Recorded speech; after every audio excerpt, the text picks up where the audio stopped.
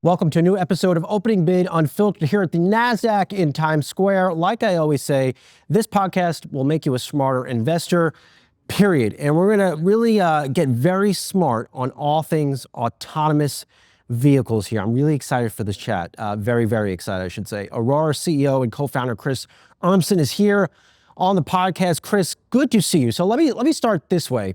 I went onto YouTube and I was watching I guess it was like a live feed of a driverless semi-truck. Exactly, walk me through, what was I watching? Because I have never seen something like this before. Yeah, so thanks for having me on. Glad to be here. You're seeing our trucks operate on the road every day. So we have these driverless trucks today operating between Dallas and Houston and between Fort Worth and El Paso. And they're on the road, and you can go to youtube.com at Aurora Driver, and you can see our live stream. And it's part of our commitment to transparency. We think it's hard for the average person to kind of conceive of a driverless truck out on the road. And here it is out there operating. I'm one of those. I was watching this and I was like, wow, I mean, it's one thing to write about this and see videos, but to see it actually working in real time. So within that semi-truck, where is your technology in it and what is it doing? Yeah, so you can think of it as we build the driver. So our technology is the combination of the software and the hardware that allow that truck to get where it needs to go every day on the road safely. And so we have a combination of cameras, LiDAR, radar that allow us to see the world around the truck 360 degrees. And then we have this verifiable AI, which is our technology for using artificial intelligence to drive the truck safely and make sure that it gets where it needs to go. Is there a human in the truck? So today we have an observer in our trucks. They're just kind of there to keep an eye on things, but they're not there to keep the vehicle safe. It's actually completely responsible for the safe driving itself. So let me ask this. So if this truck is going down the road, it blows a tire, what happens? Yeah. So what happens is the same thing that would happen if any truck drives on the road. The Aurora Driver notices that a tire blew out. It then will work its way safely to the shoulder and stop. And if something more minor broke and it knew it needed to stop, then it will find its way off the freeway and get to a safe place to pull over and stop off the freeway. What type of conditions have you tested this in so far? So we run day and night. We are testing in the rain, we're testing in wind, we're testing in all the conditions. The driverless capability we've released for operating day and night on these particular lanes, but come January, we expect we'll be operating day and night in the rain. We'll be operating Fort Worth to Phoenix, which is now 1,000-mile round trip, or 1,000-mile each way trip. So we're expanding pretty quickly now. How difficult is it to pull this off successfully when it's raining? Or even, I mean, what about snow? Yeah. So we're going to deal with snow in a little bit. There's not actually anything particularly magical about snow. It's just another thing we need to get to. It's really hard to make it work. Automated vehicles is one of these things where pretty easily you can put a demo together. I joke that you give me 3 graduate students in a summer and I'll get you a demo of a self-driving vehicle. But to get to the point where you're able to trust, where I'd put my family, I'd be willing to have it on the road around other people, it's an immense amount of work. And I think a lot of people don't understand the difference between make something work once and really validate it to the point that you trust it to work day in and day out on the road safely. Talk to us about where your passion for doing this came from. Yeah, I kind of stumbled into it. I was doing my PhD and I'd been working on robots to drive across the Atacama Desert and look for signs of life. And this competition came up to build robots that drove across the desert at high speed for the Defense Department. And I thought that sounded like a lot of fun. It was this thing called the DARPA Challenge, and it was to race from Los Angeles to Las Vegas. And to begin with, like for me, it purely was, that sounded cool. And then when I started to learn about the benefits to the military of getting people off of the supply line, because we lost more men and women on the supply line than the front line in Iraq, that was motivating. And then over the intervening years, understanding how this could make the world safer.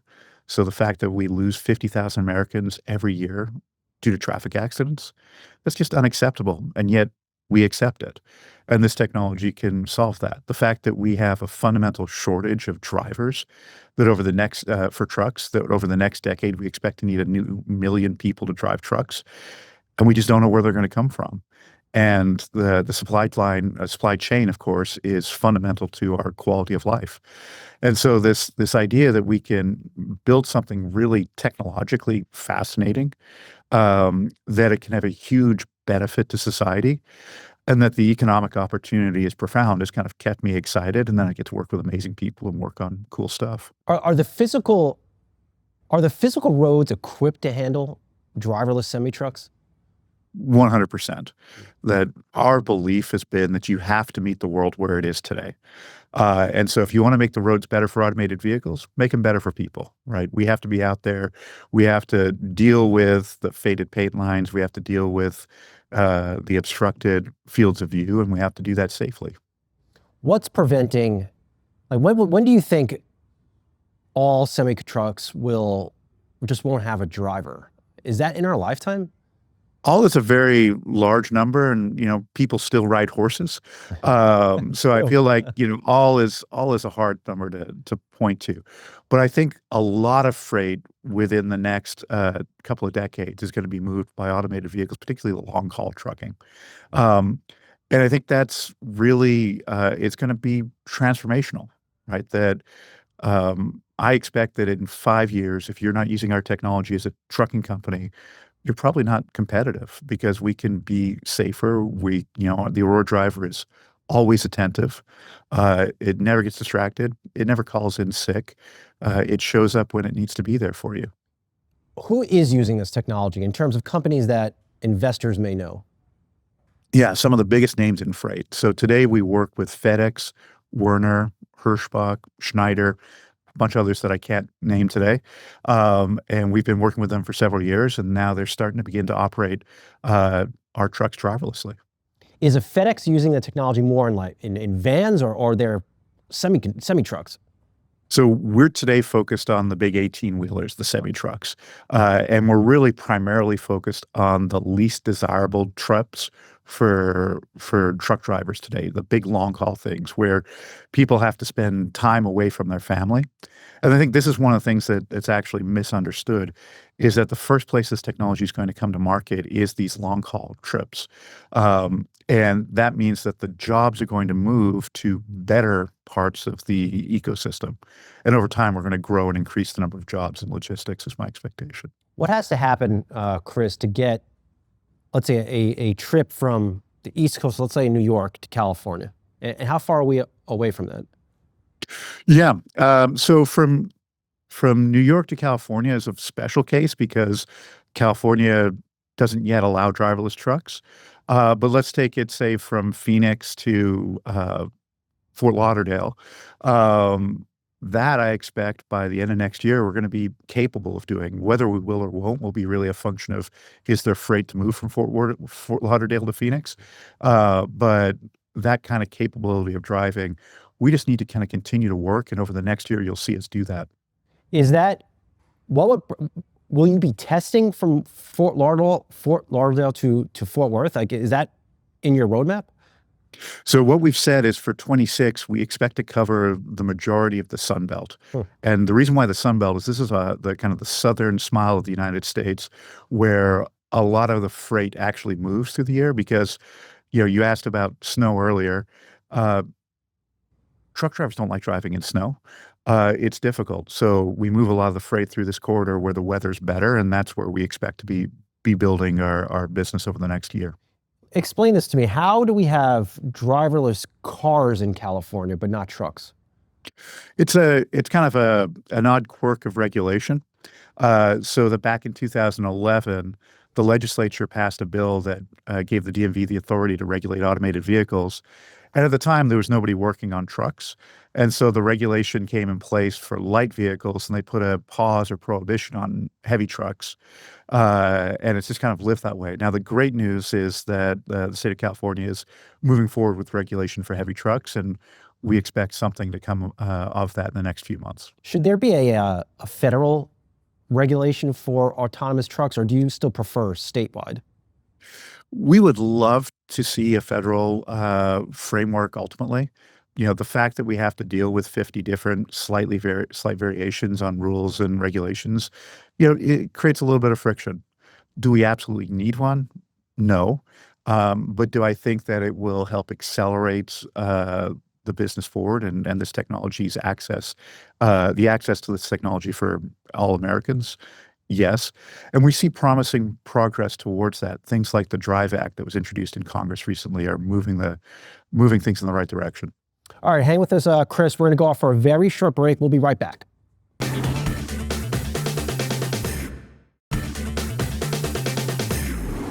All right, welcome back to Opening Bid Unfiltered here at the NASDAQ in Times Square. Having a fun chat with Aurora co-founder and CEO Chris Urmson on the future of autonomous trucks. Chris, we didn't mention at the top, but you were early days, Waymo? Was it even called Waymo then? No, I was. I helped found what's now Waymo. It was called the Google Self-Driving Car Project back then. What was it like trying to push through that technology? I will say early days, but this wasn't that far in the past. Yeah, some way not that far. It was 2009, so 15 years ago. It was a lot of fun, right? That I'll forever be thankful to Larry and Sergey and Google for the opportunity they provided to go and try something that felt crazy, right? That we're gonna make self-driving vehicles that can drive through San Francisco and on the highway. Working with amazing folks like Dimitri, who's currently the co-CEO of Waymo, and others there, it was a gift of a lifetime. What lessons did you take from Larry and Sergey and you have applied in your own business? I think a couple of them. So one is, think big, right? That I think Larry consistently thought about what actually could be done rather than, what could you make happen in the near term and have that vision for what transformation is. And the other was really about trusting your team and the employees and giving them the flexibility and freedom to go and make things happen. And I think those are two of the big things I would have taken. We've heard a lot. I've heard a lot on robotaxis. Of course, Elon Musk is trying to get those off the road or get those onto the road next year. Is that what the future is? The roads are just filled with autonomous vehicles? I think it's going to be a big part of our future, yes. I think in the same way today, we think that it's quaint that people would have horse-drawn buggies and ride horses to get around, and then the automobile came in. I think, look back 50 years from now, people are going to wonder, did we really let people drive cars on the road? Right, just given the opportunities for improving safety. I go back to this, we have 50,000 Americans die on the roads every year, and we think that's okay.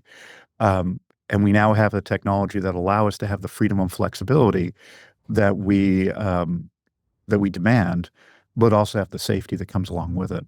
Talk to us a little bit about that safety component. I mean, how do you measure or prepare for, like I mentioned, the truck blows a tire or someone runs in front of the truck, God forbid. But how are you building that into your models?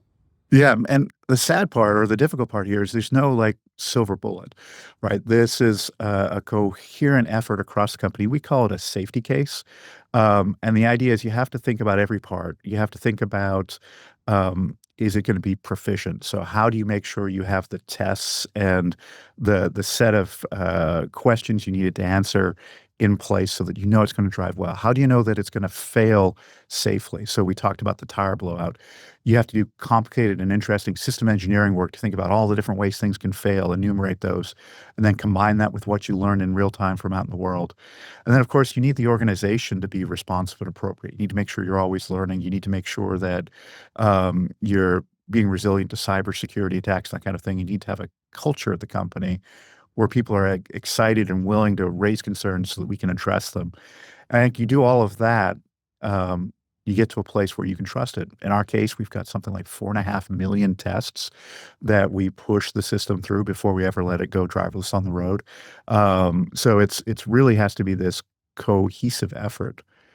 I think a lot of people focus just on, I have this cool algorithm, and they miss the complexity, which I think is even more so. And how do I know that that cool algorithm doesn't just appear to work, but actually does work and is going to be safe out in the world? I imagine you talk to regulators in various states. Like when they meet you for the first time, what are some of the questions they ask you about this technology? I think often it's the natural curiosity and skepticism that you'd expect, right? This is a big technology step. It's something that's important, transformational. And so how does it work? How do you know it's going to work? The same kind of questions that you were just asking. And so part of what we've been doing, and we knew this was going to be the case from day one. And so for actually the 9 years we've been around as a company, we've been working closely with regulators and legislators to help them at both the federal and state levels understand what we're trying to do, understand the benefits, have a thoughtful perspective on the risks, and allow them to do their job and work in partnership with them. What's critical to keeping, your technology continuing to improve? Is it more chips or even faster chips from companies like Nvidia, which you know very well? Is it better satellite technology? Does the semi-truck have to evolve in design? I think all of those things can help, right? So we look at, like, if you look at First Light LiDAR, this proprietary technology that we've developed that allows us to see further down the road than anyone else, that's really an added advantage for trucks. We can see, basically, we can see things 11 seconds before you could with conventional LiDAR. So that means we can react more quickly and earlier. We've thought really hard about the test cases and the scenarios that we want to make sure that we expose the system to, so to know that it's going to respond safely to them. Of course, more computation at a lower cost, that's good for everybody. That improves the economics of the business over time. And then eventually, I do think the truck itself will evolve. That today the truck is really built around the fact that a person is going to effectively live in it for years at a time. And as we move to the point where this truck is really independent and operating without a person on board, you can see how the economics of that will get better for the customers. I mean, to your point, why do we even need a cab? If a person is not driving it, why do you even need that? I think that's a great question. And I expect ultimately you won't have a cab. Now, you'll want some kind of aero shell at the front of the truck, because otherwise you're pushing the front of the trailer through the wind, and that's not good for fuel economy. But they're going to look quite a bit different, a decade from now is my expectation. Why isn't, I'm just thinking now, I'm going through my head like the supply chain, and at what point do we have your technology? We have this automated autonomous semi-truck, and we have the robot putting the packages in the back of it and unloading it. I mean, completely removing the human from the supply chain equation. Well, I don't think we're ever going to remove the human from the supply chain equation. I just think the quality of jobs are going to improve, right? We expect over the next 15 years that automated vehicles are going to introduce about 450,000 new jobs in America. And as I said, if we're focusing on the long haul trucking and making that more efficient, drivers are going to move to short haul, and they're going to be going to the grocery store, and they're going to be doing the other kind of customer service elements of driving, and less kind of the mechanical servoing of the steering wheel down the freeway. And so I expect people are always going to be involved. They're just going to be involved at a kind of a higher level in it. So your big bets for 2026, what should investors expect? It's 2026 is going to be awesome, right? That we have been building the company, spring loading it to scale and move forward, right? We've got past the fact that technology works, and now it's let's roll it out. And so what you should see in 26 is, one, we're going to be rolling out across the Sun Belt and really rapidly expanding the number of places that the truck is able to drive and serve customers. And then by the end of the year, we're going to have hundreds of these things on the road, operating driverlessly, serving customers, moving freight. I don't know of a more eloquent way to put this, Chris. Maybe I'll just ask it this way. Over the past, let's say this year, have you had any oh shit moments working on technology like this? I don't talk to a lot of executives putting semi-trucks on the road that drive by themselves. No, it's actually been very rewarding, right? We had built a process, we built the tools to launch this technology, and we believed we were doing everything right. And what we've seen over the last 100,000+ miles of driving is that it's working the way we expected. And so there's kind of like, if you want the oh shit moment, it's like, oh shit, it worked the way we thought it would, right? And yeah, we were right. And now it is rolling out and scaling. And the fact that literally every day we have trucks roll out of a terminal, drive down the freeway, deliver goods for somebody, like the future is here. And now it's actually making that happen and scale across the country. Last but not least, personal question. I mean, your dad was a warden, right? That is, Yep. like, what did you learn from him, in that environment? And how have you applied it to your own business career? I think one of the things my dad was amazing in a lot of ways and is amazing in a lot of ways. But he respected everyone. And I think that was whether they were part of the staff or part of the inmates at the prison. Um, and, treating people with dignity and respect, I think is just a pretty fundamentally humane way to behave. And, I think that was a really important lesson. Last but not least, I can't help myself because I'm generally fascinated by this technology. Why, if we're having this conversation a couple of years from now, do you think this technology is part of like a larger automaker or a truck company? Or do you still see Aurora as a publicly traded company going at it on its own, driving this technology? We intend to be an independent company, Mhm. right? That's, I'm a big believer that a company should be, if it's run well, makes decisions in the service of its mission. And Aurora's mission is to deliver the benefits of self-driving technology safely, quickly, and broadly.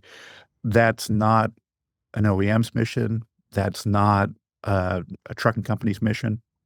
And so I think we can be best in world at that. And then we can help complement these amazing companies. We can help complement the Hirschbachs and Schneiders and FedExes of the world. We can support and complement the Paccars and Volvos and Internationals of the world, and work together to kind of bring this future forward. And that feels like the right structure for this. And frankly, when I look at $1 trillion market and the leadership we have in our role in that market, I wouldn't want to trade that for anything. Well, I think this is fascinating what you're working on. I encourage everyone to check out the Aurora Innovation YouTube page if they want to see this stuff in real time. It is absolutely mind-blowing. Chris, good to see you. Thank you so much for joining us. Thanks again. Great to see you. All right, and that's it for the latest episode of Opening Bid Unfiltered here at the NASDAQ in Times Square. Continue to hit us with all that love on the social media platforms and on the podcast platforms. Love the feedback. It makes me better at doing these interviews. We'll talk to you soon.